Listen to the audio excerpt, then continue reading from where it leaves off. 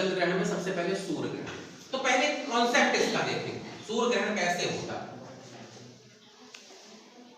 सन चमक रहा है, ठीक है, इसके चारों ओर अर्थ चक्कर लगा रही है, अर्थ चारों ओर कौन चक्कर लगा रहा है, अर्थ, और अर्थ के चारों ओर कौन चक्कर लगा रहा है, मून लगा रहा है, मून।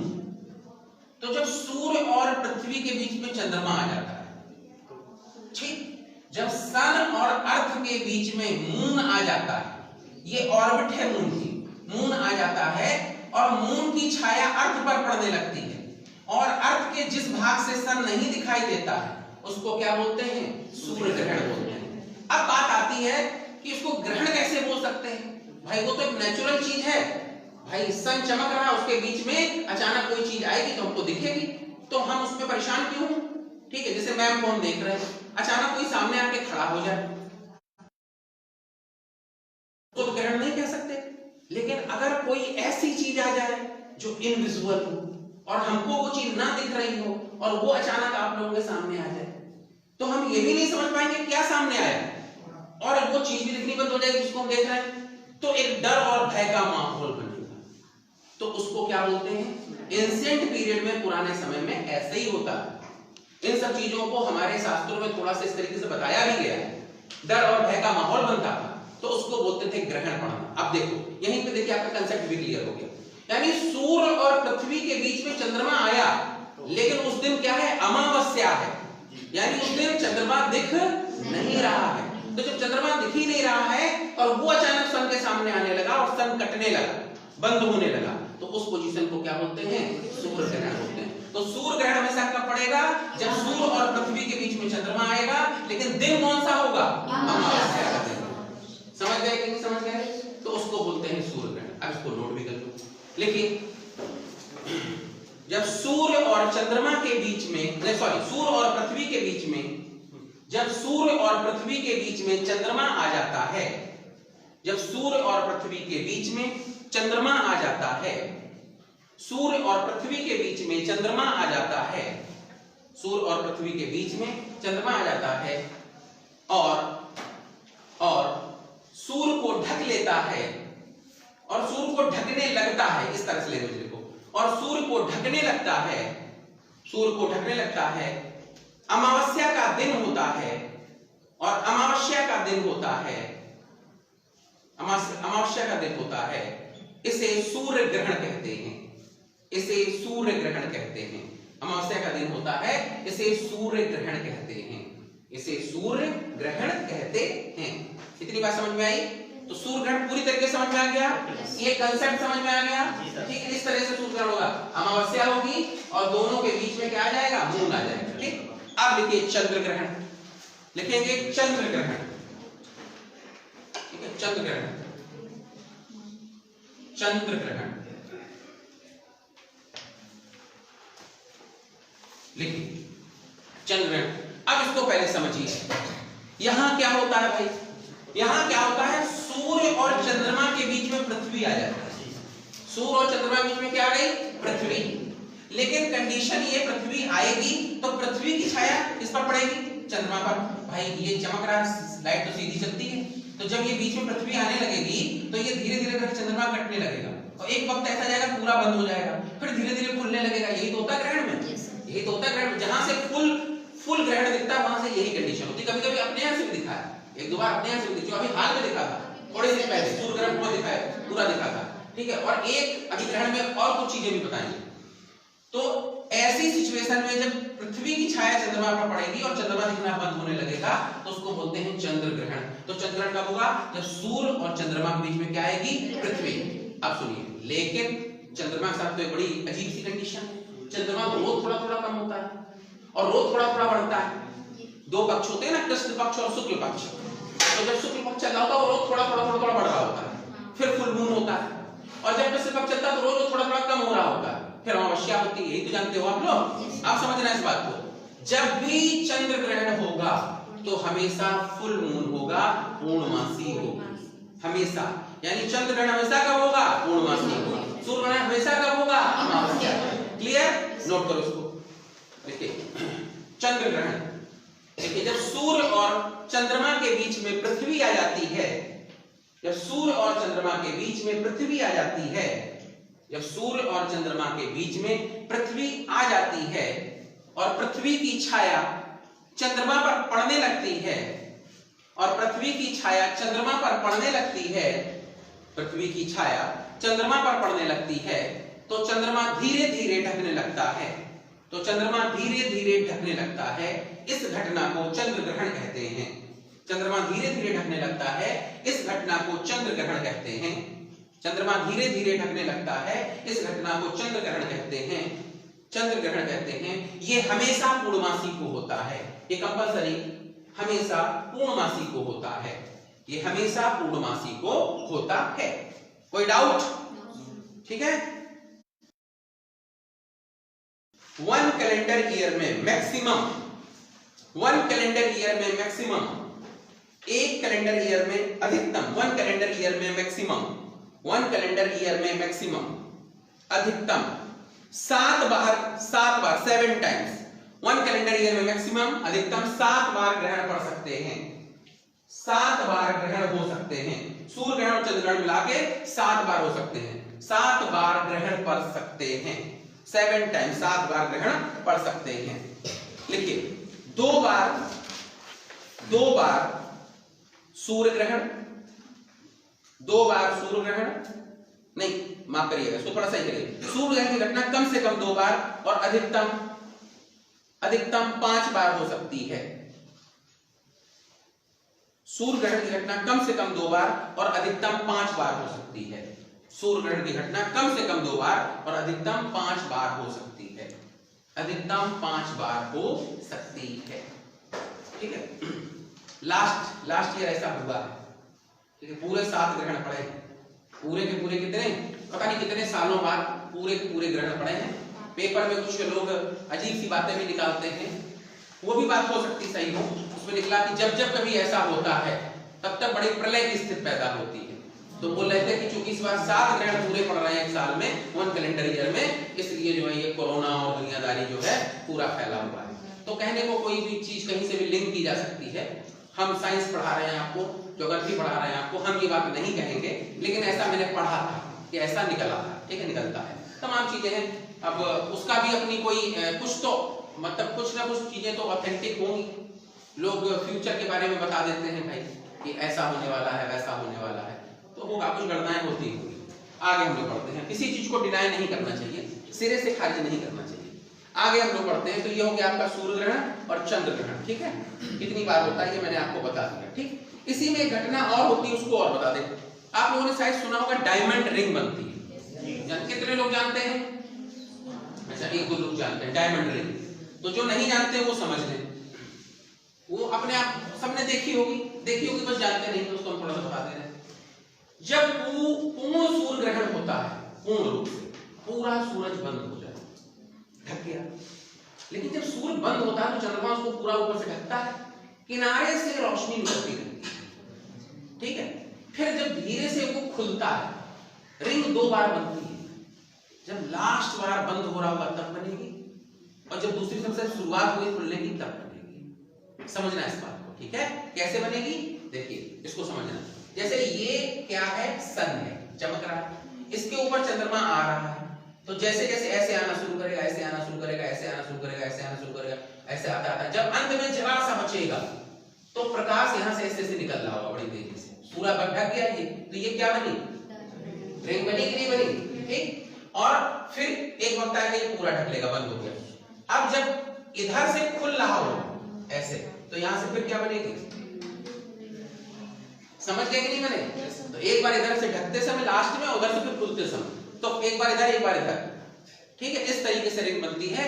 ये घटना जो है बीच में छल्ला बन जाता है, क्योंकि उसके ऊपर पूरा मून आ जाता है, और इधर से खुलता, पहले इधर से अंत में वो अंत हो रहा होता है तब बनती है, फिर इधर से जब खुला होता है तब बनती है। इस तरीके से रिंग क्रिएशन होता है।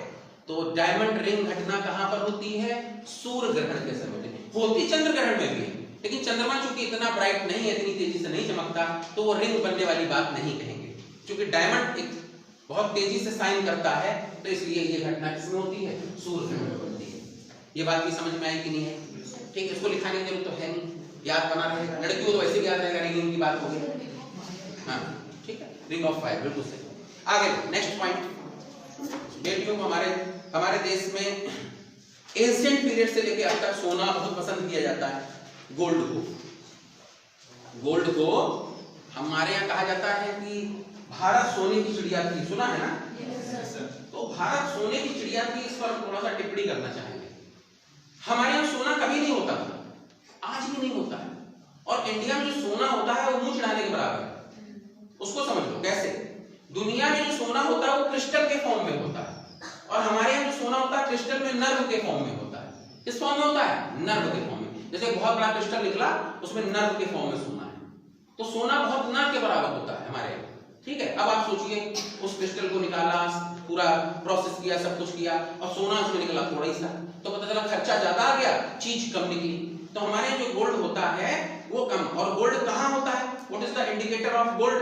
तो गोल्ड जहां पर भी होगा जमीन में, यानी अनप्रोसेस्ड गोल्ड, नेचुरल गोल्ड जहां पर भी होगा जमीन में, उसके ऊपर एक पौधा होता है, उसका नाम है 21 सितम। क्या नाम है? 21 सितम। अगर घर में आपके गार्डन में 21 सितम उगने लगे तो समझ लेना नीचे क्या है? सोना है। लेकिन उस सोने की जरूरत नहीं, ठीक है? क्यों? क्योंकि वो सोना आपका नहीं, वो किसका है? केंद्र सरकार का, सेंट्रल गवर्नमेंट का। क्योंकि माइनिंग किसमें आती है? किस सूची में आती है? संघ सूची में आती है। ठीक है, किस लिस्ट में आती है? यूनियन लिस्ट में आती है। ठीक, आपको पता होगा। तो चलिए वो एक अलग बात है, तो उसके ऊपर उगता है। हमारे यहाँ सोना कभी नहीं होता। अब हमने आपसे कहा कि भाई अपने तो सोने की चिड़िया कहा जाता था। सोने की चिड़िया इसलिए कहा जाता कि एंशिएंट पीरियड से लेके अब तक हमारे यहाँ पर कभी भी मतलब ऐसा नहीं हुआ जब गोल्ड इंपोर्ट ना होता। इस देश का सबसे बड़ा पैसा क्रूड ऑयल के बाद इस चीज के इंपोर्ट करने पर खर्च होता है, गोल्ड के इंपोर्ट करने पर। ठीक है, गोल्ड का इंपोर्ट इतना ज्यादा है। हमारे यहाँ पर बिना लड़के के तो शादी पॉसिबल है, लेकिन बिना गोल्ड के शादी पॉसिबल नहीं। ये तो आप समझ सकते हो ना। जैसे मान लीजिए किसी बच्ची की शादी हो, बेटी की शादी हो, और अचानक उसका हस्बैंड कहीं फंस जाए, छुट्टी ना मिल पाए, नहीं आ पा रहा हो, तो उसको आप कन्विंस कर सकते हो कि भाई लड़का फंस गया है तो नहीं आ पा रहा, तो आप फोटो के साथ फेरे लगा दीजिए, तो एग्री हो जाएगा। लेकिन आप ये कह दीजिए चढ़ावा नहीं आया है और बिना चढ़ावे के फेरा लगा लीजिए, ये इम्पॉसिबल है। तो ये हमारे यहाँ ट्रेडिशन में, ये हमारे किसमें है? ट्रेडिशन में है कि भाई बिना सोने के तो कोई नहीं सकता।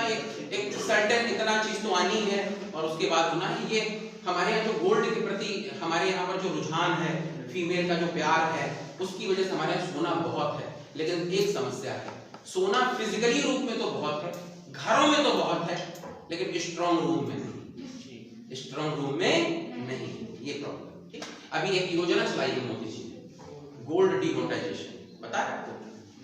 अगर डीमोनेटाइजेशन जैसे सक्सेस हो गया, अगर गोल्ड डीमोनेटाइजेशन ये सक्सेस हो जाए तो इस देश की तस्वीर बदल जाएगी। लेकिन ये सक्सेस नहीं होगा। इसको कितने लोग ऑपरेट कर रहे हैं? कोई नहीं कर रहा, कर ही नहीं सकते इतना। हमारे यहाँ क्या होता है, गोल्ड से लोग अपना वो जोड़ देते हैं, सेंटीमेंट, इमोशन जोड़ देते हैं, सेंटीमेंट। सास ने ये हमको दिया था, तो सास के साथ तो इमोशन जुड़ नहीं पाए, उसने जो दिया था उससे जुड़ गए। हंसने वाली बात नहीं, उससे तो नहीं जुड़ पाए लेकिन उससे जुड़ गए। नंद ने ये दिया था तो उससे तो नहीं जुड़ पाए, लेकिन उसने जो दिया उससे जुड़ गए। तो ये हमारे यहाँ चीजें जो है इमोशन जोड़ देते हैं, जिसकी वजह से हमारा गोल्ड डीमोनेटाइजेशन जो है सक्सेस नहीं हो पा रहा है। ईश्वर करे सक्सेस हो, ये योजना बहुत अच्छी है। आगे हम लोग बढ़ते हैं। ठीक, चलिए अब अगली हम लोग हेडिंग डालेंगे। इसमें कुछ मैंने हंसी मजाक की बात कर दी, उसके लिए माफ करिएगा आप लोग। ठीक है, हमारा मतलब किसी को भी डिस्ट्रैक्ट करना नहीं है, जो इच्छा कभी भी होती है बता देते हैं। हेडिंग डालेंगे अक्षांश एवं देशांतर। अक्षांश एवं देशांतर। अक्षांश लैटिट्यूड, देशांतर लॉन्गिट्यूड। लैटिट्यूड और लॉन्गिट्यूड, अक्षांश एवं देशांतर। ठीक, अब थोड़ा सा समझने वाला पार्ट है, तो पेन वैन नीचे रख दीजिए और हमारी तरफ देखिए।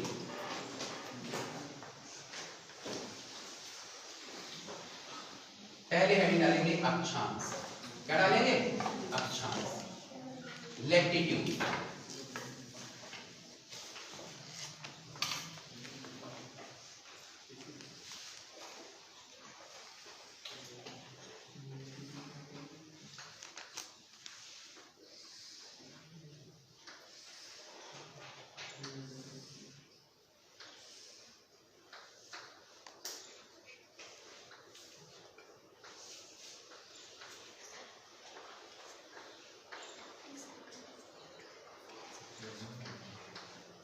ठीक, ये तो सब जानते होंगे, बचपन से शायद पढ़ के रखा होगा आपने कि अक्षांश किसे कहते हैं, देशांतर किसे कहते हैं। लेकिन इसमें बहुत सारी चीजें नहीं जानते होंगे, हम वो कोशिश करेंगे आपको बताने की जो नहीं जानते हो। जानते हो तो वो तो बताना है, रिफ्रेश हो जाओ, जो नहीं जानता वो जान जाए। पृथ्वी को इस तरीके से कल्पित रेखाएं, इमेजिनरी लाइंस में बांटा गया है। कैसी रेखाएं हैं ये? इमेजिनरी लाइंस हैं, ये कल्पित रेखाएं हैं। वास्तव में ऐसी कोई रेखा पृथ्वी पे दिखती नहीं है। जैसे आप ये फर्श को गौर से देखो, ये टाइल्स है, इसमें जो ये जमीन है इसी को अक्षांश और देशांतर में बांट दिया गया है। ऐसे ही मान लो, ऐसे हमारी पूरी जो अर्थ है उसको अक्षांश और देशांतर में बांटा गया है। ठीक, एक अक्षांश से दूसरे अक्षांश की दूरी, एक लैटिट्यूड से दूसरे लैटिट्यूड के बीच की दूरी 111 किलोमीटर फिक्स है। 111 किलोमीटर फिक्स, ये शब्द बीच में बोलना पड़ेगा, नहीं तो गलत हो जाएगा। 111 किलोमीटर कन्फर्म या फिक्स है, समझना। यहां पर एक इंच भी कम ज्यादा नहीं, ठीक है। लेकिन उसमें ऐसा नहीं, देशांतर में फिक्स नहीं होती है। वहां जैसे जैसे हम इक्वेटर लाइन की तरफ बढ़ते हैं वैसे वैसे डिस्टेंस बीच की बढ़ती जाती है, और जैसे जैसे हम पोल की तरफ बढ़ते हैं वैसे वैसे कम होती जाती है, वहां फिक्स नहीं होती। ठीक, आप देखिए यहाँ पे कितनी चीजें पता चलती है। ये तो आपका पूरा अर्थ है। नीचे साइड में जो साउथ ग्लोब है उसमें तो ज्यादा चीजें हैं नहीं, ऑस्ट्रेलिया और न्यूजीलैंड है। बाकी सब कुछ पूरा किधर है? नॉर्थ में है, आपको पता होगा। तो सबसे पहले इक्वेटर लाइन के आसपास का जो ये इलाका है, ये इलाका लगभग 15-17 डिग्री तक, 15 से 17 डिग्री तक, यानी 15 डिग्री 0 डिग्री से 15 से 17 डिग्री नॉर्थ और 15 से 17 डिग्री साउथ। ठीक है, ये जो एरिया है, इस एरिया में क्या होता है उसको समझो। यहां पर गर्मी बहुत ज्यादा पड़ती है, सूर्य सीधा चमकता है। दुनिया में सबसे ज्यादा गर्मी यहीं पर है, इसलिए सारे गर्म देश युगांडा, रवांडा, केन्या, ये सब कहां पर स्थित हैं? यहीं पर स्थित है। ठीक है, यहां पर आसमान में यहाँ की जो हवा होती है ऊपर, उसमें बड़े बड़े एयर बैग्स बनते हैं। ठीक है, बड़े बड़े से। ठीक है, तो वहां पर जब एरोप्लेन निकलते हैं तो इथियोपिया वगैरह के ऊपर से, तो वहां पर एसएचएम करते हैं। क्या करते हैं? एसएचएम करते हैं, इसीलिए ऐसा होता है। तो वो एक स्वाभाविक घटना है। ठीक है, ऐसे ऊपर नीचे होने लगते हैं एयर बैग्स की वजह से। ठीक, वाइब्रेट करते हैं, एसएचएम करते हैं। ठीक, जो पहली बार जाएगा वो घबरा जाएगा, कहेगा भगवान अंतिम समय आ गया, लेकिन ऐसा नहीं है। ठीक है, वो वहां की स्वाभाविक घटना है। ठीक, फिर वहां पे जो एयर होस्टेस होती है वो बता देती है कि आप परेशान मत होइए, यहाँ की नेचुरल चीज है। ठीक, फिर यहाँ पर और क्या होता है? सबसे गर्म देश पाए जाते हैं, मैक्सिमम काले लोग होते हैं, मैक्सिमम एग्रेसिव लोग होते हैं। यहाँ पर पानी बहुत ज्यादा बरसने की वजह से, हैवी रेन और हैवी ड्रेन होने की वजह से जमीन में जो है किसकी मात्रा कम हो जाती है? आपके नाइट्रोजन की मात्रा बहुत ज्यादा कम हो जाती है, जिसकी वजह से यहाँ पर ऐसे प्लांट भी पाए जाते हैं जो कीट भक्षी होते हैं, नर भक्षी होते हैं। आपको पता होगा, बड़ा सा बढ़िया सा फूल खिला हुआ है, अगर कोई कीड़ा आया, अट्रैक्ट हुआ, उसमें बैठ गया, वो बंद हो गया। अब उसने उसकी पूरी नाइट्रोजन को सक कर लिया, फिर फूल गया, उसने उसको गिरा दिया, नेक्स्ट। ठीक है, फिर आइए दूसरा। तो यहाँ पर चूंकि नाइट्रोजन की इतनी कमी है, तो उस नाइट्रोजन को वो बाहर से आउटसोर्सिंग करके क्या करते हैं? अपने पास प्राप्त करने की कोशिश करते हैं। क्यों? क्योंकि हैवी रेन ड्रेन है, इस वजह से। ठीक है, दूसरा, बड़े बड़े बहुत बड़ी बड़ी वनस्पति, बड़े बड़ी जो है वो सब पाई जाती है, घासें पाई जाती हैं, मच्छर, मक्खी, खटमल, खजूरे, जितने भी इंसेक्ट होते हैं, ये सब बहुत भारी मात्रा में यहाँ पाए जाते हैं। ये इस इलाके की पहचान है। और दूसरा, बहुत ज्यादा रेन में होने वाली चीजें यहाँ पर पैदा होती हैं। धान, केला, जो ज्यादा जो है उस पे होती हैं, वो होती है। हमारे ग्रामीण इलाकों में कहावत बोली जाती है, धान, पान, केला, ये तीनों पानी के चेला। ठीक है, तो जो बहुत पानी में होती है वो चीजें पैदा होती हैं, जो कम पानी वाली चीजें होती है वो यहाँ पर पैदा नहीं होती, क्योंकि यहाँ बहुत ज्यादा रेन होती है। अब और देखिए, यहाँ की एक और खूबी है, उसको समझते जाइए। दुनिया में सबसे ज्यादा हाइड्रो पावर यहीं पर बनती है। इसमें 2-3 देशों का मैंने नाम लिया, युगांडा, रवांडा, केन्या, इन सब में 99%, 98% और 100% हाइड्रो पावर से एनर्जी मिल रही है। हाइड्रो पावर से, यानी यहाँ पर हाइड्रो पावर की एनर्जी फ्री होती, सिर्फ मेंटेनेंस का खर्चा होता है, एक बार सिर्फ वन टाइम खर्चा, फिर मेंटेनेंस का खर्चा, तो इतनी एनर्जी यहाँ पर मिल रही होती है। ये आपकी चीजें हैं जो यहाँ पर होती है। फिर इसके इधर तो कुछ है नहीं ज्यादा। इस तरह जब आप पढ़ोगे, ये इलाके में जब पढ़ोगे, तो इनकी खूबी आप थोड़ा समझिए। ये ग्रेन एरिया है, मैंने कल भी थोड़ा सा शायद बताया था। कौन सा एरिया है? ग्रेन। यहाँ पर सीड्स पैदा होते हैं, यानी दुनिया में सबसे बड़ा अनाज क्षेत्र यहीं पर स्थित है। सबसे ज्यादा अनाज यहीं पर पैदा होता है। गेहूं, चावल, मक्का, ज्वार, बाजरा, सबसे ज्यादा अनाज यहाँ पे होता है। पल्प वाले फ्रूट्स यहाँ पर होते हैं, जूसी फ्रूट्स भी यहाँ पे, यहाँ पर जो ऊंचाई वाले स्थान उस पर नट्स भी पैदा होते हैं। देखिए हमारे यहाँ होता नहीं, बादाम होता कश्मीर में, तो यहाँ पर हर चीज पैदा हो रही है, मैक्सिमम वैरायटी है। और दुनिया की नियर अबाउट, पूरी दुनिया की लगभग 75% पॉपुलेशन यहीं रह रही है। कहाँ पर रह रही है? इसी इलाके में।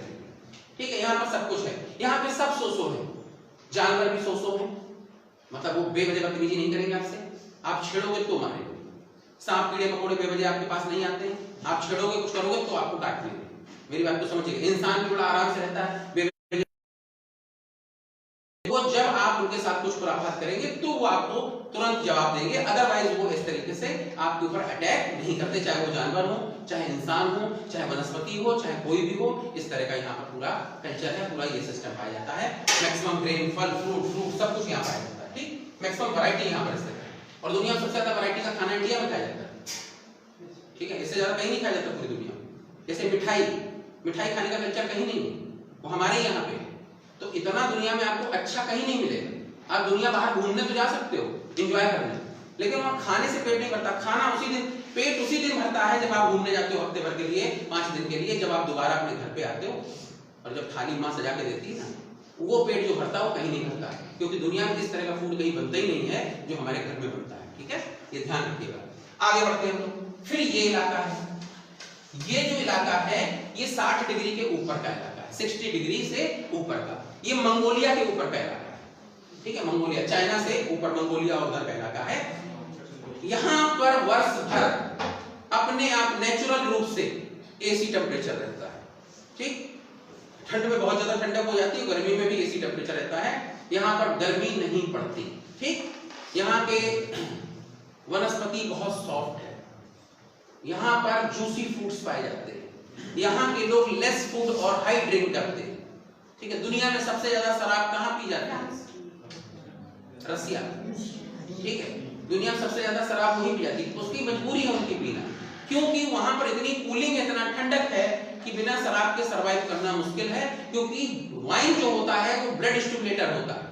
Wine is medicine. वाइन क्या है? मेडिसिन है, ब्लड स्टिमुलेटर है। जब बहुत ठंड होती है तो अपने खून को गर्म रखने के लिए और ब्लड के सर्कुलेशन को बॉडी में बढ़ाने के लिए, ठीक है, जितने बुजुर्ग लोगों की डेथ होती है ब्लड सर्कुलेशन के रुकने से होती है, इसीलिए ठंड में बुजुर्ग व्यक्ति मरते हैं। ठीक है, तो उनको मेंटेन करने के लिए ब्लड सर्कुलेशन को वहां पर लोग क्या पीते हैं? वाइन पीते हैं। ठीक है, सबसे ज्यादा पी जाती है। तो इस इलाके में fermented juice, what is fermented juice? Wine is the fermented juice. ठीक है, तो यहाँ पर fermented juice, normal juice, less food, high drink, ये वो इलाका है। और बहुत सॉफ्ट लोग होते हैं, दिमाग से भी सॉफ्ट, ठीक है, हर तरीके से सॉफ्ट। मतलब वो जल्दी ना बुरा मानते हैं ना कुछ होते हैं। वहां ताला लगाने का पैटर्न नहीं है रसिया में, लोगों के घर खुले रहते हैं। आप थक गए किसी घर में जाइए, आराम करिए, जो रखा हो खा लीजिए, क्योंकि वो किसी दूसरे घर में आराम कर रहा, रखा हुआ खा रहा। वहां का ये पैटर्न है, वहां का ये पैटर्न है। ठीक है, तो वहां पर इतनी जो है सॉफ्ट मानसिकता के लोग पाए जाते हैं। ठीक है, ये कूल इलाका है। जैसे हमारे यहाँ देखिए, हमारे यहाँ जो बियर होता है हम उसको देख के भागते हैं, वो हमको दौड़ा देता है। वहां जो बियर होता है वो इंसान को देख के भागता है। ठीक है, वो इंसान से डरता है। पोलर बियर, ठीक, व्हाइट कलर का जो होता है, आपने देखा होगा। तो ये सब चीजें हैं, ये आपका किसी इलाके की पूरी बात बता रहे हैं। फिर 60 डिग्री, 65-70 डिग्री के ऊपर कुछ नहीं है, पूरा निर्जन है। वहां पर वही बर्फ का घर बनाकर इग्लू लोग रहते हैं, एस्किमो बनाकर रहते हैं और कच्चा मांस खाते हैं। आपको पता होगा, वो अपना मांस इकट्ठा कर लेते हैं गर्मियों में और उसको बर्फ में दबा देते हैं, फिर वहीं से निकाल के अपना खाते रहते हैं, मछलियां। वो लोग वहां पर रहते हैं। ठीक है, तो इस तरीके से ये जनजातियां वहां पर सरवाइव करती हैं। ये पूरा जो है पता है। ये सब चीजें किससे पता चलती हैं? अक्षांश से। अक्षांश से आप जान सकते हैं कि किस अक्षांश की बात की जा रही है, कहां पर किस तरह की जलवायु होगी, वहां के इंसान कैसे होंगे, वहां की वनस्पति कैसी होगी, वहां के वाइल्ड एनिमल कैसे होंगे, वहां के इंसेक्ट्स कैसे होंगे, क्या किस तरीके से अटैक करेंगे, क्या चीजें होंगी, वो सब कुछ आपको इनसे पता चल सकता है। यानी अक्षांश इतनी प्रॉपर्टीज को बताते हैं, इतनी चीजों को बताते हैं। ठीक है, समझ गया कि नहीं समझ गया? किसी को कोई डाउट? ठीक है, ये चीज तो शायद कहीं नहीं पढ़ी होगी, ये तो कहीं नहीं लिखी मिलती। किसी अक्षांश देशांतर में कोई भी किताब खरीद लोगे तो ये तो नहीं लिखा मिलता, लेकिन ये होता है जो मैंने आपको बताया। ठीक, इनकी संख्या कितनी है? अब यहाँ पर भी थोड़ी सी प्रॉब्लम है। कितनी है बताइए मैम? कितनी? लैटिट्यूड कितने मैम बता दीजिए। 68 है ना, 180 है। और कोई जवाब? 179। बहुत बढ़िया, 179। और कोई जवाब? किसी ने उस पर मोहर भी लगाई कि यही सही है, ठीक। और कोई जवाब? आप किसी पे मोहर मत लगाइए, यही सही है यही गलत है, अपना बताओ। हाँ हाँ बताओ बेटा। जैसे अगर मिडिल वाली रेखा को और उसके बगल वाली को जो बनता है तो अगर मिला के काउंट कर लो या तो बढ़ जाती है, 82 हो जाती है और कम 82 हो जाती है। कितनी बोल रहे हैं? मतलब दो बढ़ जाती है ना, 2 बढ़ जाती है, ठीक। अच्छा बाकी 179 179, चलिए प्लीज, मतलब ज्यादातर बहुमत मिल रहा 179, ठीक है, इसी को मिल रहा है, मेजॉरिटी मैक्सिमम यही है। अब चलो हम गिनवा देते हैं, ठीक, गिन लो, इसी को गिन लो जितनी बनाई, गिनो। यहां से हम लोग शुरू करेंगे गिनना, तो ये तो गिनेंगे नहीं। 1 2 3 4 5 6 7 8 9 10, कितनी निकली? मैम यहां से इसको, यहां से जैसे मान लो यहां से 111 किलोमीटर गिनेंगे, 111 फिर 111 फिर 111 फिर 111 फिर 111, अंत में यहां तक 111 ही तो आएगा, गिनी तो ऐसे ही जाएगी, ठीक है। तो कितनी हो गई? 10। अच्छा अब पोल को छोड़ दो, तब गिनो 1 2 3 4 5 6 7 8 9, पोल को छोड़ दिया तो कितनी? 9, ठीक। अब पोल को भी जोड़ो तो 1 2 3 4 5 6 7 8 9 10 11, तो कितनी निकली? 11। अब सुनो, अगर दोनों पोल को काउंट करोगे तो 181, ठीक है। अगर हम पोल को नहीं काउंट करेंगे तो 180, और अगर पोल को छोड़ के गिनेंगे तो 179। अब जीवन कभी मत भूलना और कभी इस तरह के बात भी मत करना, इस तरह के जवाब भी मत देना। अब आपको कोई भी पूछा जाए क्वेश्चन, ये पूछा जाएगा तो बहुत तरीके से पूछा जाएगा, ऐसे नहीं पूछा जाएगा, फिर समझो ज्यादातर आप गलत कराते हो, और ऑप्शन में तीनों होगा। सुनिए, अगर पूछा जाए कितने लैटिट्यूड हैं? 180, और 180 हैं, गिन लो, कैसे गिने जाएंगे? यहाँ पे और चीज समझ में आएगी मेरे को, यहां से गिनोगे ना 111 फिर 111 फिर 111 फिर 111 फिर 111 फिर 111 फिर 111, ऐसे तो गिना जाता है। हमसे कहा जाएगा यहाँ से लखनऊ कितनी दूर है, यहाँ से गिनेंगे ना लखनऊ, वहां थोड़ा गिनने लगेंगे, ठीक है, समझना मेरी बात। तो कितनी है? 180 है। अगर पोल को छोड़ दोगे तो कितनी है? 179 है, और दोनों पोल गिन लोगे तो कितनी है? 181 है। अब तो नहीं भूलोगे जीवन में, ठीक है। अच्छा अब एक यहाँ पे और चीज है, एक से दूसरे के बीच की दूरी 111 किलोमीटर है, एक से दूसरे के बीच की दूरी 111 किलोमीटर है। तो अगर पूछा जाए नॉर्थ पोल से साउथ पोल के बीच की दूरी कितनी है? 111 into 180, आंसर। कुछ रटने की जरूरत नहीं, ठीक है, इसीलिए कहते हैं कंसेप्ट है, समझो। नॉर्थ पोल से साउथ पोल के बीच की दूरी कितनी है? 111 into 180। आपको अगर आप 111 into 180 यानी 111 किलोमीटर 180 बार चल दोगे तो नॉर्थ पोल से कहां पहुंच जाओगे? साउथ पोल पर पहुंच जाओगे, ठीक है। ये बात समझ में आई कि नहीं आई? ठीक है। अब यहां पर किसी के मन में कोई चीज हो तो पूछ लो भाई, हम आगे बढ़े, फिर हम पहुंचते हैं उस पर, लॉन्गिट्यूड पर, देशांतर पर। सर दो लैटिट्यूड्स के बीच में टाइम ड्यूरेशन का भी कोई गैप होता है? नहीं, लैटिट्यूड के बीच में टाइम ड्यूरेशन नहीं होता, लॉन्गिट्यूड के बीच में होता, अभी वहां पे आएंगे, ठीक है, टाइम ड्यूरेशन होता, लैटिट्यूड में नहीं होता। हाँ जी बोलो बेटा। जैसे अगर रेखाओं की जो मतलब 185 नॉर्थ और साउथ जो बिंदु है, रेखाएं कहां हैं? वही बिल्कुल सही कह रहे हो, बिंदु है, पॉइंट है, लेकिन वो इसलिए काउंट होती है बेटा, पहले पूरी बात तो समझो। वो बिल्कुल सही कह रहे हो, वो तो पॉइंट है, वहां कहां रेखा है, बिल्कुल सही बात कही इसने, ठीक है भाई। वहां तक तो जाते जाते वो जीरो हो रही है ना। ये देखिए इसमें एक और चीज है, ये सबसे बड़ी लाइन कौन सी होगी? इक्वेटर लाइन, फिर उससे अगली वाली, उससे छोटी फिर और छोटी फिर और छोटी फिर और छोटी, और पोल पर जाकर पॉइंट बन जाएगा। बिल्कुल सही बात उसने कही, ठीक। लेकिन हम किस चीज को समझा रहे हैं इसको देखो, हम यहां से शुरू करेंगे, ये इस पॉइंट से, तो पहली फिर दूसरी फिर तीसरी फिर चौथी फिर पांचवी, ऐसे करेंगे तो रेखा नहीं है, लेकिन मानी तो जाएगी ना। गिनोगे तो 180 ही। अब समझ गए नहीं समझ गए? हाँ वेरी गुड, आपने बात बिल्कुल सही की, बहुत अच्छी बात। वो तो पॉइंट हो गए, पोल पर तो पॉइंट है ही, और ये जितनी भी रेखाएं हैं, ठीक है, ये सब 111 किलोमीटर फिक्स, तीसरी बार बोल रहे हैं, फिक्स, कंफर्म, ठीक है। आगे बढ़े, आगे बढ़े, तो पहले इसको नोट करो। देखिए पृथ्वी पर 180 180 कल्पित रेखाएं हैं, अर्थ पर 180 इमेजिनरी लाइंस हैं, 180 इमेजिनरी लाइंस हैं, कल्पित रेखाएं हैं, कल्पित रेखाएं हैं, कल्पित रेखाएं हैं। इसके बीच की रेखा को 0 डिग्री इक्वेटर लाइन कहते हैं, इसकी बीच की रेखा को 0 डिग्री इक्वेटर लाइन कहते हैं, 0 डिग्री इक्वेटर लाइन कहते हैं, इसकी बीच की रेखा को 0 डिग्री इक्वेटर लाइन कहते हैं, इक्वेटर लाइन कहते हैं। एक रेखा के बीच की दूरी 111 किलोमीटर फिक्स है।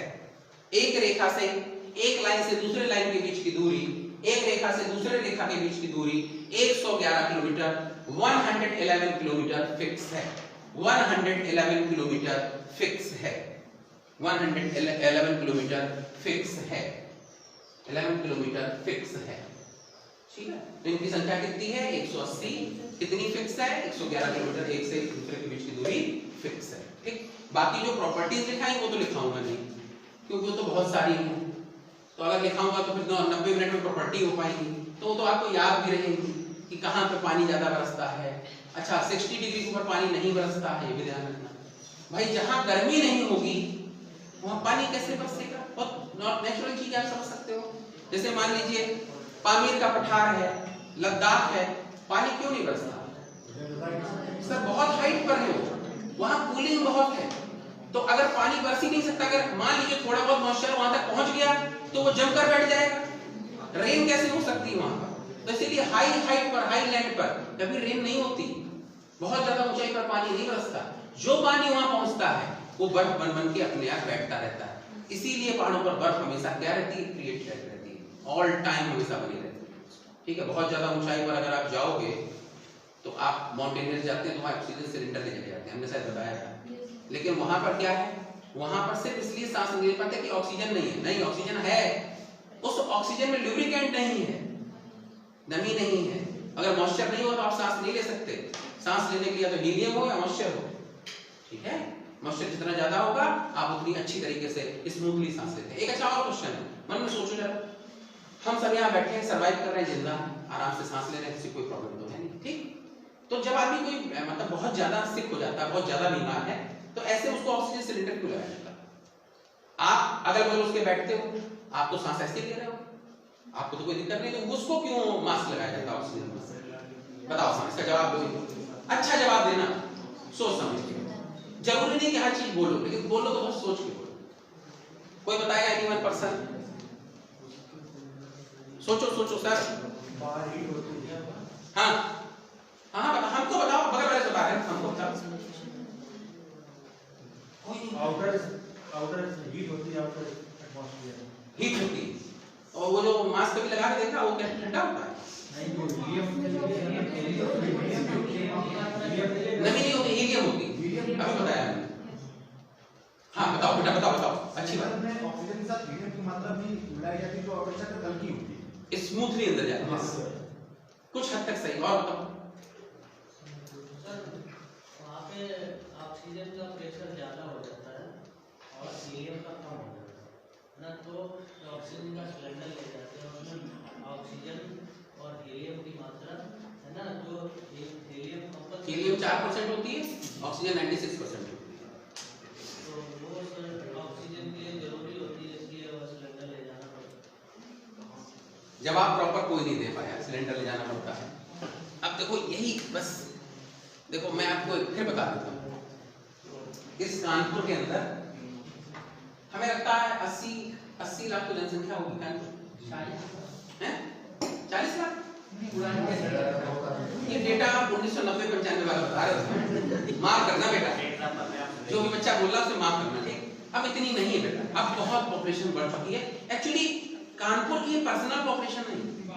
फिर सुनो, जितने बड़े शहर है, देखो हर चीज थ्योरी ऑफ रिलेटिविटी, हर चीज समझो। आप अगर ऑफिसर बनने जा रहे हो तो एकदम दिमाग को खोल दो। ये जो है पॉपुलेशन ड्रेन है, जिस पॉपुलेशन ड्रेन का जो झुकाव है वो किधर है? बड़े शहरों की तरफ। जैसे एग्जांपल, अभी मैम आई थी यहाँ पर, हमारी बीसी मैम, हमारी आदरणीय, तो वो जो है आपने आपका हाथ लग रहा है, कितने बच्चे बाहर से पढ़ रहे हो? इस क्लास में कितनी पॉपुलेशन बाहर की है कि नहीं है? समझना, जितने आसपास के इलाके के छोटे छोटे कस्बे हैं, शहर हैं, गांव हैं, वहां से लोग अपने बच्चों को पढ़ाने के लिए माँ बाप वहां से छोड़ के यहाँ एक एक कमरा, दो दो कमरे लिए पड़े हुए हैं कि मेरे बच्चे काबिल हो जाए। ये माँ बाप का कितना सेक्रीफाइस कर रहा है कि नहीं कर रहा है? सोचिए कितनी, मतलब ये उनका सोचा करो। अच्छा प्लीज, तो हमारे यहाँ पॉपुलेशन इसलिए बढ़ गई है, तो कानपुर हो गया, लखनऊ हो गया, यहाँ की जो पॉपुलेशन है जो आपको इतनी ज्यादा दिखती है, एक्चुअली दुनिया में इतनी बढ़ी नहीं है, या कानपुर में इतनी बढ़ी नहीं। ये इस तरह की पॉपुलेशन है जो माइग्रेट होकर यहाँ पर क्या है, माइग्रेट होकर आई है, यहाँ पर माइग्रेट होकर आई। तो अब हम आपका जवाब देते हैं पुराना वाला, ठीक? अब आप सुन लीजिए, जो हम दूसरी तरफ चले गए थे। पढ़ाते समय होता है कि जब आप बहुत अच्छा पढ़ाने की कोशिश करोगे तो दाएं बाएं आप जाओगे, सब कुछ बताने की कोशिश करोगे। अब सुनिए, इस क्लास में कोई गंभीर रूप से बीमार व्यक्ति का बेड सेट कर दिया जाए तो मे भी उसकी डेथ हो जाएगी। क्यों हो जाएगी? इस क्लास की पॉपुलेशन मान लो 100 लोगों की, कितने बच्चों की? 100 बच्चों, ठीक? हर बच्चा इसमें कितनी एयर है ये भी निकाल सकते हो। कैसे? इस कमरे की लंबाई इंटू चौड़ाई इंटू ऊंचाई, तो वॉल्यूम निकल आएगा। अब कमरे का वॉल्यूम निकल आया, उसमें कितनी एयर है आ गई है कमरे में, ठीक? अब उस एयर में 100 लोग सांस ले रहे हैं, सब लोग ऑक्सीजन को यूटिलाइज कर रहे हैं और CO2 को निकाल रहे हैं। समझना इस बात को, ठीक? सब लोग कर रहे हैं। अब जो गंभीर हालत से बीमार व्यक्ति है, उसको मैक्सिमम, उसको हील होने के लिए, रिफ्रेश होने के लिए मैक्सिमम ऑक्सीजन चाहिए, कंसंट्रेट। और हमारे यहाँ पर क्या आलम है इस कमरे के अंदर कि यहाँ तो CO2 की मात्रा बराबर बढ़ रही है, O2 की बराबर कम हो रही है। समझना, हम सब फिट हैं इसलिए कोई फर्क नहीं पड़ता। हम जितना कम रिफ्रेश हो पाएंगे, 1 घंटे, 1.5 घंटे, 2 घंटे, 3 घंटे, बाद में जब यहाँ से निकलेंगे तो अपनी रिफ्रेशमेंट बढ़ा के फिर से अपने को एक्टिव कर लेंगे। लेकिन जो आदमी नॉन एक्टिव पड़ा हुआ, डिसएक्टिव पड़ा हुआ, जो वैसे ही अपनी अंतिम सांसें गिन रहा है, उसकी वैसे ही हालत खराब है, उसको आप इस तरह की एयर कैसे दे सकते हैं? तो उसको आप पूरी तरीके से कंप्लीटली कंप्रेस्ड क्या देंगे? आप ऑक्सीजन देंगे हीलियम के साथ, ताकि वो स्मूथली अंदर जाए, मैक्सिमम वो रिफ्रेशमेंट ले। क्योंकि बॉडी का रियल फ्यूल क्या है? वो तो ऑक्सीजन ही है, और तो कुछ है नहीं। हर सेल किससे रिफ्रेश हो रहा है? हर सेल सांस लेता है, और वो क्या करता है? वो सब बायो वाले जानते होंगे, वो O2 को यूज करके CO2 निकालता है। समझ गए? और पेड़ पौधे CO2 का यूज करके O2 निकालते हैं, और C कहां जाता है? कार्बन वही है जो हम खाते हैं, पीते हैं, यूज करते हैं। समझ गए कि नहीं समझ गए? बहुत मतलब बहुत जनरल सी चीज हम आपको बता रहे हैं, ठीक है? तो थोड़ा सा अपना माइंड सेट बढ़ा लो, एकदम बड़ा कर लो, हर चीज जानो, हर क्यों का जवाब जानो, ठीक है? तो ये तो हो गया भाई अक्षांश। तो अक्षांश में हमें लग रहा, उम्मीद है कि आपको अच्छा समझ में आ गया होगा, ठीक? अब हम लोग बात करेंगे देशांतर।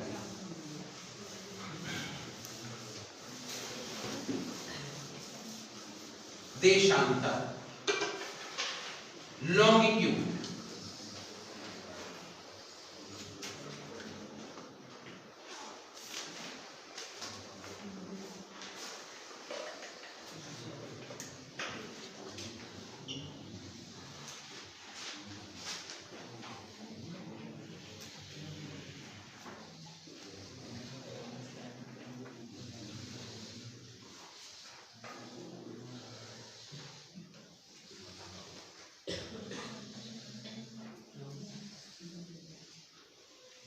अच्छा बना? हम ऐसे ही बना पाते हैं। मेरी आर्ट अच्छी नहीं है, आर्ट मेरी अच्छी नहीं है। मैं 6th क्लास में आर्ट में फेल हो गया।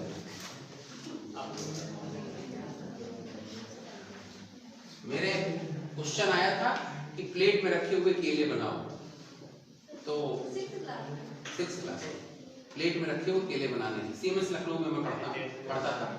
तो मैंने भाई बना दिए 6th क्लास में प्लेट में रखे हुए केले।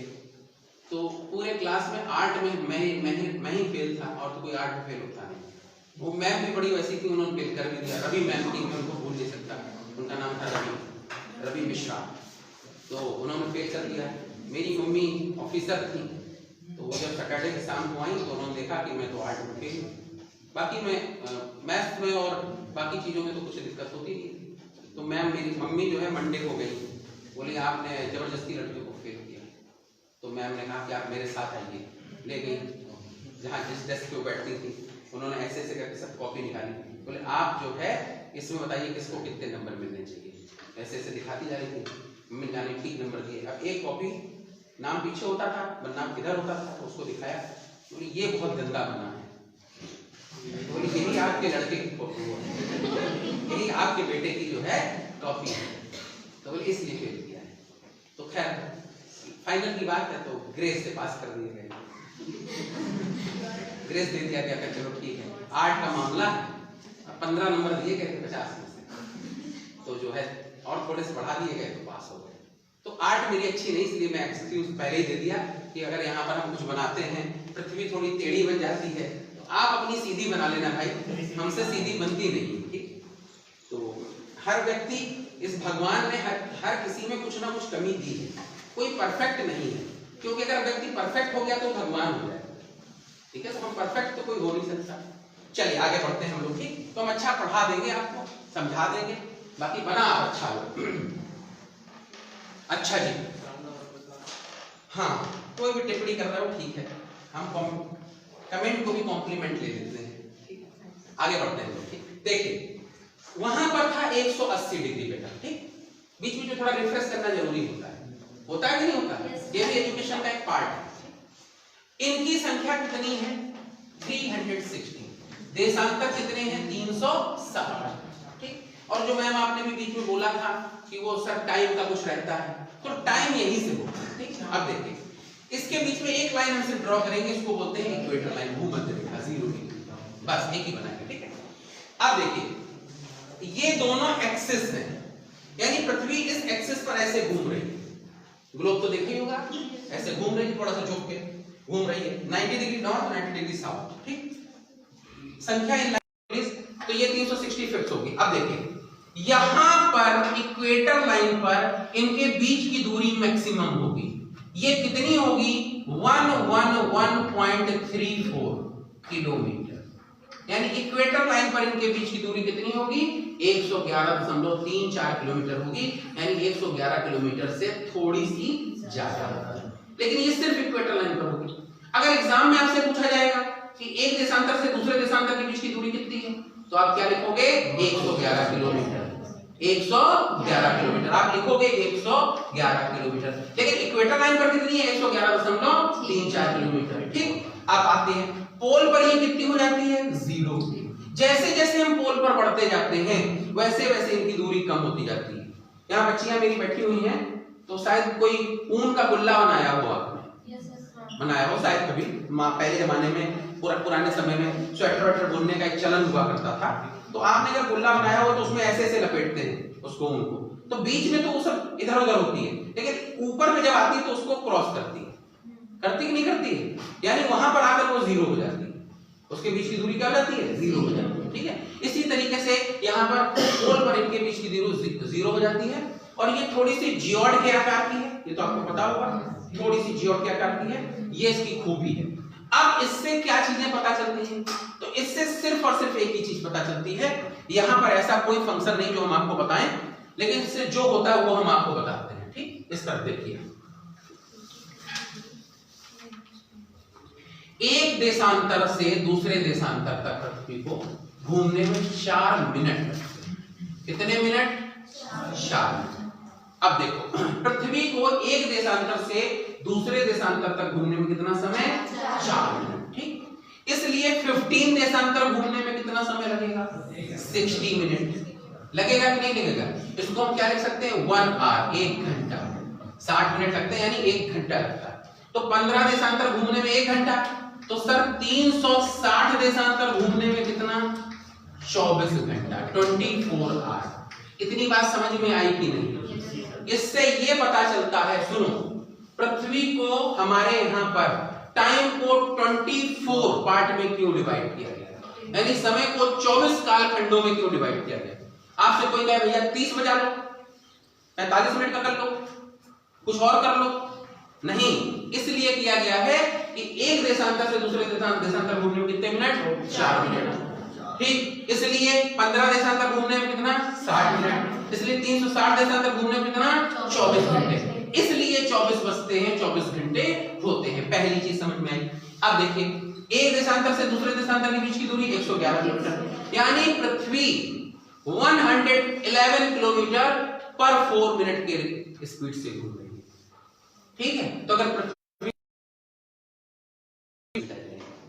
1 मिनट में कितनी स्पीड से घूम रही है, अपने एक्सिस पर, ध्यान रखना एक्सिस पर घूमती है 1610 किलोमीटर पर आवर करके देखो, लगभग इतना ही आएगा लगभग। और ऑर्बिट पर घूमती है 1,07,160 किलोमीटर पर आवर की स्पीड से। किस स्पीड से?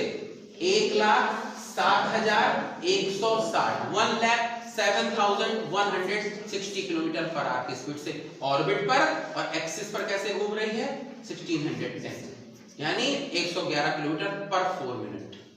पहली चीज बताओ, समझ में आएगी? ठीक। अब हमारे यहां पर जो इंडियन स्टैंडर्ड टाइम है, IST है, इंडियन स्टैंडर्ड टाइम, वो कहां का है? पढ़ा होगा बचपन में, इलाहाबाद नैनी से लिया गया, सबने पढ़ा होगा। इलाहाबाद से अगला स्टेशन है नैनी। जब पटना की तरफ आप बढ़ते हो आगे तो अगला स्टेशन नैनी है। नैनी से स्टेशन बाइफरकेट होती है, लाइन जंक्शन है। एक चला जाता है रीवा होते हुए, सतना होते हुए, वो चली जाती है कहां पर? बंबई। ठीक है, भोपाल में मिलती जाती है, और दूसरी जो है कट जाती है, वो चली जाती है पटना की तरफ। ठीक, तो रीवा जो स्टेशन है वहां पर, वहीं से आगे विंध्याचल है, जहां से विंध्याचल एक रेंज शुरू होती है, पहाड़ियों की। ठीक है, हर चीज जानो, ज्योग्राफी जानो, हर चीज जानो, गए हो जानते हो, नहीं गए हो हम बता दे रहे हैं। अब इलाहाबाद नैनी से लाहौर के बीच की दूरी पूछी जाए तो कैसे बताओगे? अगर कभी गए नहीं हो, कोई आपके पास साधन नहीं है, कुछ भी नहीं है, लेकिन आप पढ़े लिखे हो, तो आप 1 सेकंड में बता सकते हो। कैसे? दोनों देशांतर। हाँ, बिल्कुल सही जवाब दिया, दोनों देशांतर के बीच के हिसाब से। बहुत अच्छा प्रयास आपका, अच्छे बच्चे हुआ, कोशिश करते हो। समझो सर, ये मान लीजिए इंडिया में इलाहाबाद नैनी है, ये रेखा है। ठीक, और ये मान लीजिए लाहौर में है। लाहौर का जो समय है वो 75 डिग्री का समय है, और जो इंडिया का समय है, इंडियन स्टैंडर्ड टाइम, वो 20.5 डिग्री ईस्ट का समय है, और ये 75 डिग्री ईस्ट का समय, हाफ में 75 डिग्री ईस्ट का समय। ठीक है, वहां पर पाकिस्तान का लाहौर का। अब इन दोनों के बीच की दूरी अगर हमें बतानी है तो इनके बीच में कितने का अंतर है? 7.5, 7.5 देशांतर का अंतर है। 7.5 का अंतर है कि नहीं? और हमने अभी आपको क्या बोला? एक देशांतर से दूसरे देशांतर के बीच की दूरी 111। इतनी दूरी होगी इलाहाबाद नैनी से लाहौर। आ गया?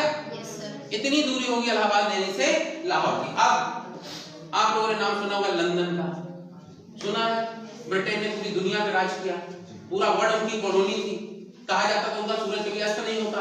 उसका कारण है उनका ऑस्ट्रेलिया में भी कब्जा था, उनका इंडिया में भी था, उनका आधे एशिया पे था, 70% उनके अफ्रीका पे था, अमेरिका में था। तो सर किसी ना किसी देश में तो सूरज चमक रहा है ना, समझना, किसी ना किसी देश में तो सूरज चमक रहा है ना, तो वो कहीं ना कहीं तो पैसा कमा ही रहे हैं ना, तो उनका सूरज कहां से हो रहा है? समझ गया कि नहीं समझ गया? इसलिए कहा जाता था। और ऐसा नहीं उसमें ये ना समझ लेना वहां सूरज डूबता ही नहीं है, ऐसा नहीं, वहां कभी देर निकलता है, ठंडा देश है। ठीक है, आगे बढ़ते हैं लोग। अब इसी की दूसरी चीज देखिए, इसी का दूसरा टाइम निकालिए, 2-3 निकाल के दिखाते हैं। अब ब्रिटेन का समय आपको निकालना है, लंदन का। तो सर लंदन में जो रेखा निकलती है उसको बोलते हैं 0 डिग्री, इसको बोलते हैं GMT, ग्रीनविच मीन टाइम। जितने भी स्टैंडर्ड चीजें वो सब वहीं पर है। जैसे हमारा 1 किलो जो है 1 kg, उसका भी स्टैंडर्ड मानक कहाँ है? वहीं है। ग्रीनविच मीन टाइम भी कहीं है, वहीं है, क्योंकि वही सबसे आगे तो उन्होंने अपने सिस्टम सेट कर लिया। जो एक स्केल होती है, ठीक है, 1 मीटर, वो भी कहाँ है स्टैंडर्ड? वहीं है। तो वहीं के हिसाब से सब चल रहा है। ठीक है, अब देखिए 0 डिग्री GMT है, GMT ग्रीनविच मीन टाइम। और ये मान लीजिए हमारा इंडिया है, इंडिया है 82 डिग्री एंड हाफ ईस्ट। एक यहाँ पे एक चीज और बता दें, ईस्ट, आपने एक नाम सुना होगा east India company. East India company ने भारत पर 1600 से लेकर 1601 से लेकर और कब तक शासन किया?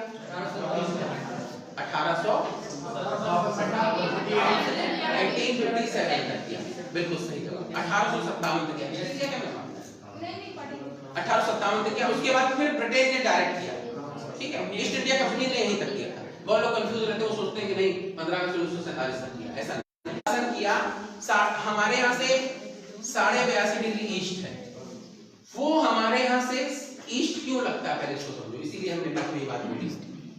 एक कंपनी आई थी ईस्ट इंडिया कंपनी, कभी सोच के देखो ब्रिटेन में इंडिया कहां से आ गई, वहां कोई कंपनी अपना नाम ईस्ट इंडिया क्यों रखेगी, सोचो, बड़ी अजीब सी बात है ना। मैम आपका नाम क्या है? सृष्टि।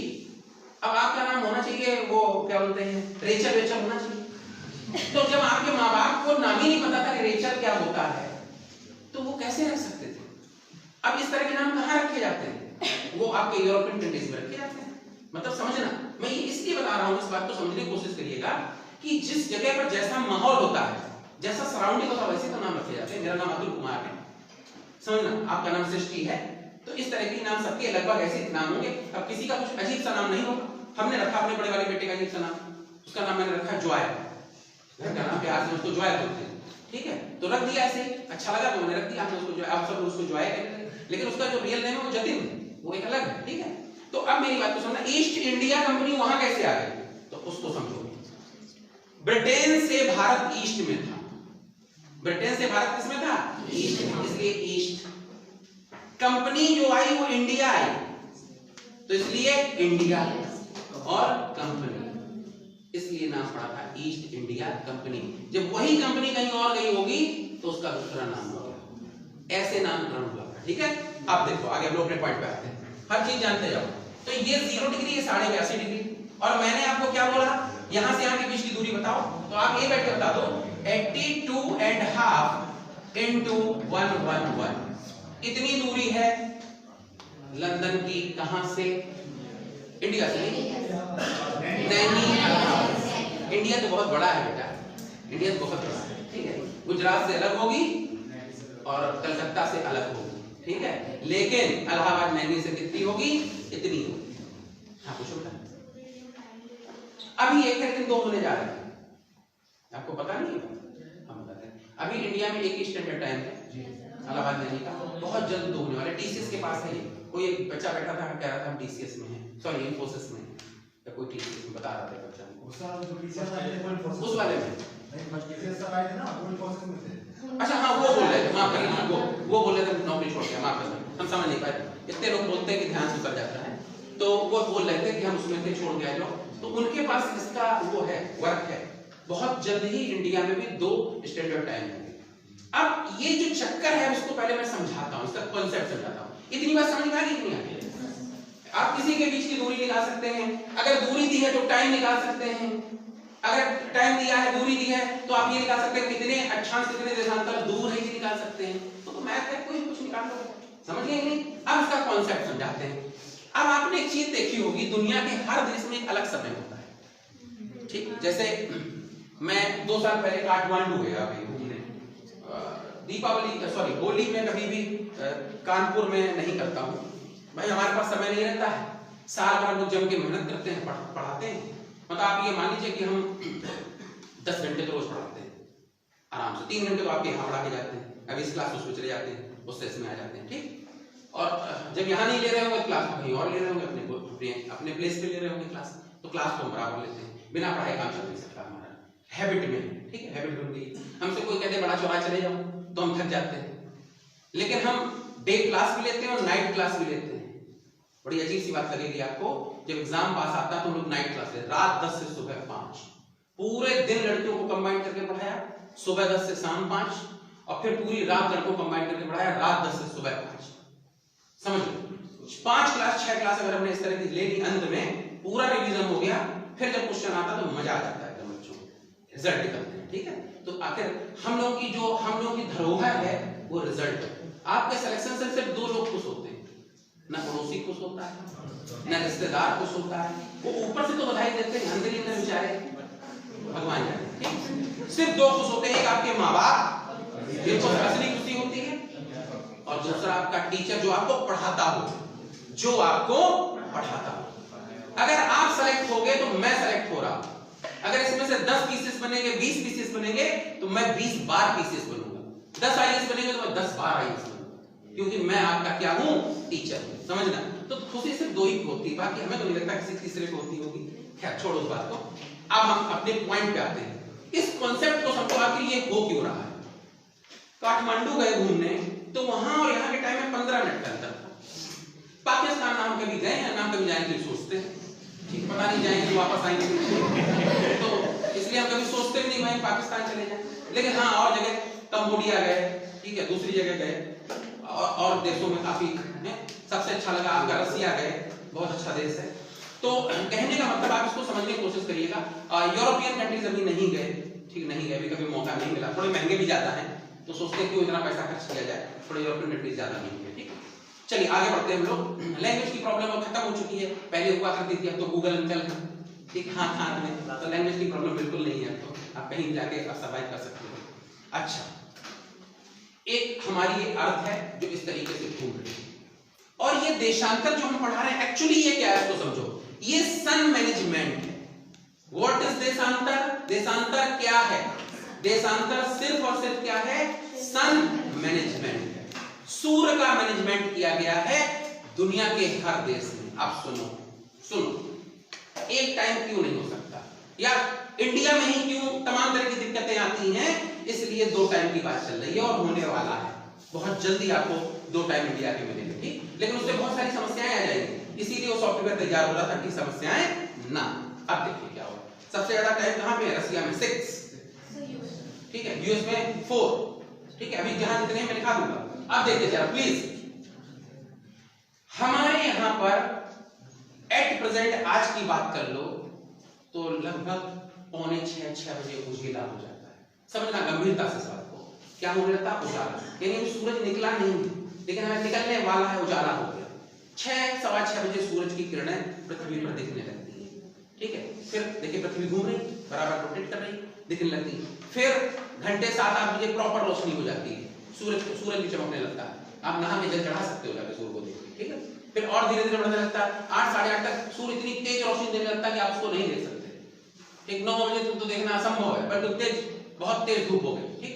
आप लोग क्या हुआ, सवेरे उठे 6 बजे, मॉर्निंग फ्रेश हुए, मॉर्निंग वॉक पे निकले, वॉक करके आए, चाय वाय पिया, नहाया वहाया, तैयार हुए, रेडी होके टिफिन डाल के अपने ऑफिस के लिए निकले, ऑफिस गए, आपने काम किया, तब तक वहां सूरज अस्त होने वाला है, काम करके घर निकले, बच्चों के लिए कुछ लिया और आपने घर आ गए, फिर रात हो गई, फिर लेट हो गए। क्या हुआ? सन मैनेजमेंट हुआ। अब क्या पूरी दुनिया में ऐसे ही हो रहा है?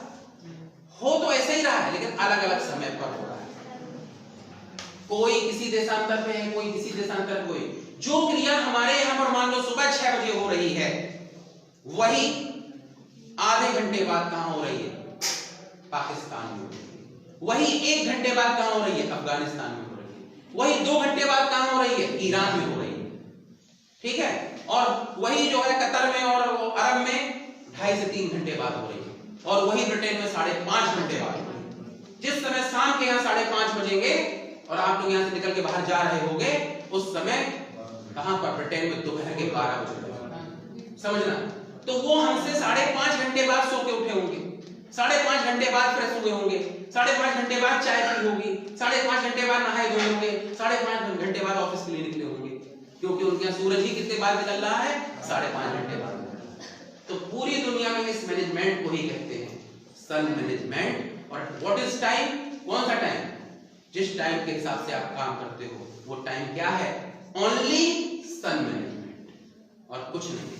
दुनिया के हर देश ने अपने यहाँ पर सन मैनेजमेंट कर रखा है, और वही उस देश का क्या है? मानक समय, वही उस देश का टाइम। आज से समझ में आ गया? ठीक है। इसीलिए 5 स्टार होटलों में जब जाओगे तो बड़े बड़े 4-5 देशों की घड़ियां टंगी होती है। देशों घड़ियां नहीं, घड़ियां अपनी होती है, उनमें देशों का टाइम पूरा होता है कि भैया यहाँ इतना बज रहा है, यहाँ इतना बज रहा है।